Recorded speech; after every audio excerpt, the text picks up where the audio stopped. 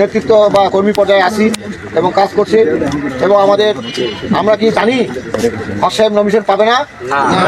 আমরা কি জানি আনোয়ার সাহেব কি বসে যাবে? এটা মহান আল্লাহ তাআলারই ইচ্ছা।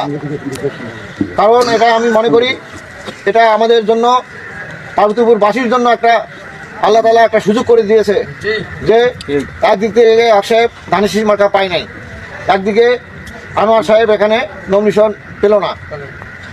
এই দুইটা জিনিসকে আমাদেরকে কাজে লাগাতে হবে।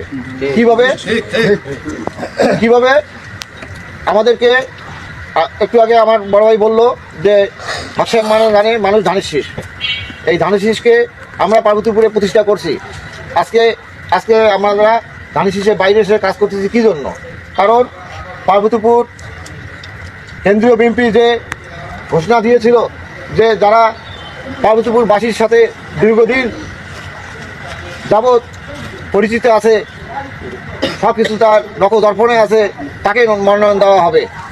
কিন্তু সেটা তার কেন্দ্রীয় বিএনপির ওপর বিশ্বাস রেখে আমরা মনে করেছিলাম যে জননেতা আলাদা যেটা মিজানুর হক সাহেবের মনোনয়ন পাবে। কিন্তু আল্লাহর ইচ্ছাই হোক আর কুচুকরি মহলের ইশারায় হোক সে মনোনয়ন পায়নি, আলহামদুলিল্লাহ পায় নাই। কিন্তু তিনি ঢাকা থেকে এসে কেন্দ্রীয় বিএনপির সাথে কথা বলে এসে তিনি এখানে বললেন যে আমাকে এই ধানের শীষের বিপক্ষে নির্বাচন করাটা ঠিক হবে না, আমি নির্বাচন করব না। তখন পার্বতীপুরের লোকজন খুব কম ছিল। ইমরান ভাই বললেন যে আমরাই তাকে জোর করে দাঁড় করাই দিয়েছি। এবং আজকে যারা পদ পদবীর ভয়ে তাদের কাছে যাচ্ছে, তারা আজকে ওখানে যা কী হচ্ছে যে হক সাহেবের এজেন্ট হিসেবে তারা আজকে আমাদের কাছে আসতেছে। তারা কিন্তু আজকে আমাদের কাছেও ধিকৃত এবং যাদের কাছে গেছে তাদের কাছেও চিহ্নিত, তাই কিনা? আর আমরা যারা এখানে আছি অবশ্যই আমরা নীতি এবং আদর্শের উপরেই আছি। আমরা বিএনপি যদি আমাদেরকে ত্যাগ করে, আমরা বিএনপিকে ত্যাগ করি নাই।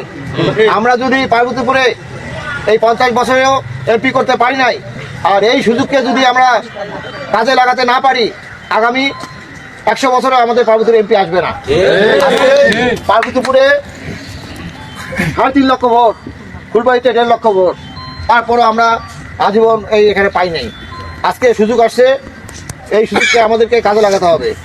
একটা কথা, আপনারা ওই কারো কথায় বিভ্রান্ত না হয়ে নিজে হক সাহেব সেজে আর নিজের খরচে এতদিন থেকে বাংলাদেশ জাতীয়তাবাদী দলের কিন্তু সকল প্রোগ্রামগুলো কিন্তু আমাদের নেতাকর্মীরা পরিচালনা করছে। আজকে যে পরিচালনা করতেছে এখনও কিন্তু এই নেতাকর্মীরাই করতেছে। হক সাহেবের পরিবার থেকে বা হক সাহেবের পক্ষ থেকে এখন পর্যন্ত আমরা একটি পয়সাও এখনও গ্রহণ করি নাই।